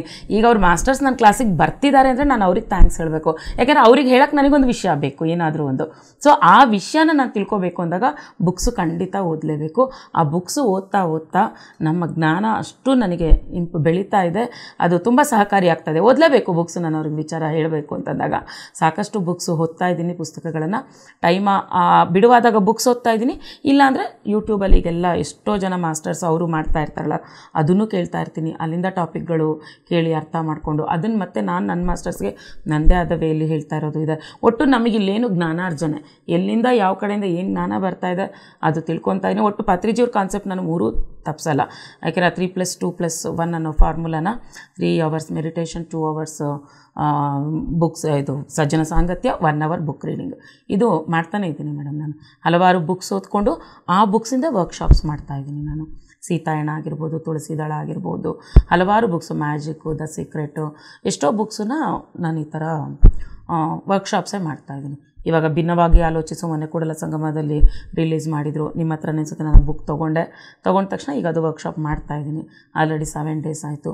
ತುಂಬ ಅದ್ಭುತವಾಗಿರುತ್ತೆ. ಯಾಕೆಂದರೆ ಎಲ್ರಿಗೂ, ಕೆಲವ್ರಿಗೆ ದೊಡ್ಡವ್ರು ಇರ್ತಾರೆ, ಏಜ್ ಆದವರು, ಓದೋಕ್ಕಾಗಲ್ಲ ಅವರಿಗೆಲ್ಲ. ಅಂಥವ್ರಿಗೆ ಆ ಬುಕ್ಕಲ್ಲಿರೋದು ನಾವು ಹೇಳಿದಾಗ ಅವ್ರಿಗೆ ಕೇಳೋಕ್ಕೂ ಚೆನ್ನಾಗಿರುತ್ತೆ. ಕೆಲವ್ರು ನಮ್ಮ ಏಜವರು ಎಷ್ಟೋ ಜನ ಅದೇ ಅಂತಾರೆ, ಅಯ್ಯೋ ಬುಕ್ಸ್ ಓದೋಕ್ಕೆ ಟೈಮೇ ಸಿಗೋಲ್ಲ, ಇದಾದರೆ ಹಾಕ್ಕೊಂಡು ಕೇಳಿಸ್ಕೊತಾ ಇರ್ಬೋದು ಅಂತ ಹೇಳ್ತಾ ಇರ್ತಾರೆ. ಅವ್ರಿಗೆ ಆದರೂ ಹೇಳ್ತೀನಿ, ಬುಕ್ಸ್ ಓದಿದ್ರೆ ನಾವು ಇನ್ನೂ ಡೀಪಾಗಿ ಇನ್ವಾಲ್ವ್ ಆಗಿ ನಾವು ಇನ್ನೂ ಚೆನ್ನಾಗಿ ಅರ್ಥ ಮಾಡ್ಕೋಬೋದು. ಆದರೂ ಏನು ಇಲ್ದಿರೋದಕ್ಕಿಂತ ಇದು ವಾಸಿ. ಸೊ ನಾವು ಆದಷ್ಟು ಆ ಬುಕ್ಸಲ್ಲಿ ಓದಿ ನಾನು ಆ ಜ್ಞಾನವನ್ನು ಹಂಚ್ತಾ ಇದ್ದೀನಿ, ವರ್ಕ್ಶಾಪ್ಸ್ ಥರ ಮಾಡಿ. ಮೇಡಮ್, ಸಸ್ಯಾಹಾರ, ಪ್ರತಿಯೊಬ್ಬ ಮಾನವನು ಸಸ್ಯಾಹಾರವನ್ನೇ ತಗೋಬೇಕು ಅಂತ ಹೇಳ್ತಾರೆ ಪತ್ರಿ ಸರ್ ಅವರು. ಅಲ್ಲ, ಅವ್ರು ಹೇಳೋದು ಅದೇನೆ, ನಮ್ಮ ದೇಹಕ್ಕೆ ಹೊಂದಿಕೊಳ್ಳೋದು ಕೂಡ ಆಹಾರ ಅದೇನೆ ಅಂತ ನಾವೆಲ್ಲ ಈಗಾಗಲೇ ತಿಳ್ಕೊಂಡಿದ್ದೀರಿ. ಇದರಲ್ಲಿ ಜನಗಳಿಗೆ ಇದನ್ನ ಯಾವ ರೀತಿ ಮುಟ್ಟಿಸ್ಬೋದು? ರ್ಯಾಲಿಗಳ ಮೂಲಕ ಆಗಿರ್ಬೋದಲ್ವಾ? ಸೊ ನೀವು ರ್ಯಾಲಿಗಳು ಮಾಡ್ತೀನಿ ಅಂತ ಹೇಳಿದ್ರಿ, ಸೊ ಅದ್ರ ಬಗ್ಗೆ ಹೇಳಿ. ಆ್ಯಕ್ಚುಲಿ ಅದೇ ಈ ಒಂದು ಪತ್ರಿಜಿ ಸರ್ ಅವರು 3 ಅವ್ರದ್ದು ಏನು ಸಂಕಲ್ಪಗಳಿದೆ, ಧ್ಯಾನ ಜಗತ್, ಪಿರಮಿಡ್ ಜಗತ್, ಸಸ್ಯಾಹಾರ ಜಗತ್, ಆ 3 ಏನಿದೆ ಪತ್ರಿಜಿಯವರ ಸಂಕಲ್ಪ, ಆ 3 ಸಂಕಲ್ಪದಲ್ಲೂ ನಾನು ಕೈ ಜೋಡಿಸ್ಬೇಕು ಅನ್ನೋದು ನನ್ನ ಒಂದು ಸಂಕಲ್ಪ. ಅದಕ್ಕೆ ತಕ್ಕಂಗೆ ಇನ್ನು ಧ್ಯಾನವಂತೂ ಧ್ಯಾನ ಪ್ರಚಾರ ಮಾಡ್ತಾಯಿದ್ದೀವಿ. ಮತ್ತು ಈ ಒಂದು ಪಿರಮಿಡ್ ಅಂತಂದರೆ ಈಗ ಅದೂ ನಾವು ಮೈಸೂರಲ್ಲಿ ಮಾಡ್ತಾಯಿದ್ದೀವಿ. ಪಿರಮಿಡ್ ಒಂದೊಂದೇ ಈಗ ಪಬ್ಲಿಕ್ ಪಿರಮಿಡ್ ಬರ್ತಾಯಿದೆ. ಜೊತೆಗೆ ನಾವೆಲ್ಲನೂ ಕೆಲವು ಮಾಸ್ಟರ್ಸು ಎಲ್ಲರೂ ಈಗ ಮನೆ ಮೇಲೆ ಮಾಡಬೇಕು ಅಂತ, ಪಿರಮಿಡ್ ಮಾಡಬೇಕು ಅನ್ನೋ ಸಂಕಲ್ಪದಿಂದ ಪಿರಮಿಡ್ಗಳನ್ನು ಮಾಡ್ತಾಯಿದ್ವಿ. ಇನ್ನು ಈ ಸಸ್ಯಾಹಾರ ಜಗತ್ತು ಮಾಡೋದು ಅನ್ನೋದು ನನ್ನ ಡ್ರೀಮ್ ಕೂಡ. ಅದು ಚಿಕ್ಕವರಿಂದನೂ ನನ್ನ ಡ್ರೀಮು ಅದೇ. ನಾನು ಹೇಳ್ದಂಗೆ ನನ್ನ ಮಗಳದು ಇನ್ನೂ ಜಾಸ್ತಿ ಅದು ಸಸ್ಯಾಹಾರ ಪ್ರಚಾರ ಮಾಡೋದ್ರಲ್ಲಿ. ಹಾಗೆ ಪತ್ರಿಜಿ ಅವ್ರದ್ದು ಸಸ್ಯಾಹಾರದ್ದು ಇದ್ದಿದ್ದಕ್ಕೆ ನಾವೆಲ್ಲ ಏನು ಮಾಡ್ತಾಯಿದ್ದೀವಿ, ಮೈಸೂರಲ್ಲಿ ನಾವು ಒಂದು ಈಗ ಆ್ಯಕ್ಚುಲಿ ಹೇಳಬೇಕು ಅಂದರೆ ಮೈಸೂರಲ್ಲಿ ಮೆಡಿಟೇಟರ್ಸು ಸ್ವಲ್ಪ ಕಡಿಮೆನೇ, ಮಾಸ್ಟರ್ಸ್ ಹೇಳಬೇಕು ಅಂದರೆ. ನಾವೆಲ್ಲ ಈಗ ತುಂಬ ಸತತವಾಗಿ ಈ ಪ್ರಯತ್ನವನ್ನು ಮಾಡ್ತಾಯಿದ್ದೀವಿ.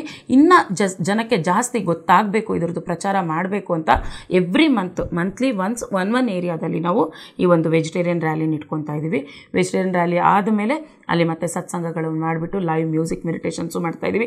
ಹೀಗಾಗಿ ಏನಂದರೆ ಒಂದು ಏರಿಯಾ ಟು ಏರಿಯಾ ನಾವು ಒಂದೊಂದು ಏರಿಯಾನ ಕವರ್ ಮಾಡ್ಕೊಂಬರೋಣ. ಅಲ್ಲಿ ಧ್ಯಾನ ಪ್ರಚಾರನೂ ಆಗುತ್ತೆ, ಸಸ್ಯಾಹಾರದ ಬಗ್ಗೆನೂ ಪ್ರಚಾರ ಆಗುತ್ತೆ ಅಂತ ಈಗ ನಾವು ಈಗ ಒಂದು 4 monthsಯಿಂದ ಅದನ್ನು ಮಾಡ್ತಾಯಿದ್ವಿ. ಒಳ್ಳೆ ರೆಸ್ಪಾನ್ಸು ಬರ್ತಾಯಿದೆ. ಎಷ್ಟೋ ಜನ ಚೇಂಜು ಆಗಿದ್ದಾರೆ. ನಂಗೆ ಇನ್ನೊಂದು ಮೆಮೊರಬಲ್ ಥಿಂಗ್ ನೀವು ಕೇಳಿದ್ದು, ಒಬ್ಬರು ಮಾಸ್ಟರ್ ನನ್ನ ಹತ್ರ ಬರೋದು, ಅವರು ಮುಸ್ಲಿಮ್ಸ್. ಆ್ಯಕ್ಚುಲಿ ನಾವು ಹೆದರ್ತೀವಿ, ಯಾರಾದರೂ ಅದಕ್ಕೆ ತುಂಬ ಧೈರ್ಯ ಬೇಕು. ಆ ಥರ ನಾನ್ ವೆಜ್ ನಾನು ಬಿಟ್ಟಿದ್ದೀನಿ, ಪ್ರಚಾರ ಮಾಡ್ತಿದ್ದೀನಿ ಅಂತ ಅವ್ರು ಹೇಳಬೇಕು ಅಂದರೆ ತುಂಬ ಅದು ಧೈರ್ಯ ಇರಬೇಕು. ಅಂಥದ್ದೊಬ್ಬರು ಮಾಸ್ಟರು ಕ್ಲಾಸಸ್ ಡೈಲಿ ಅಟೆಂಡ್ ಮಾಡ್ತಾರೆ.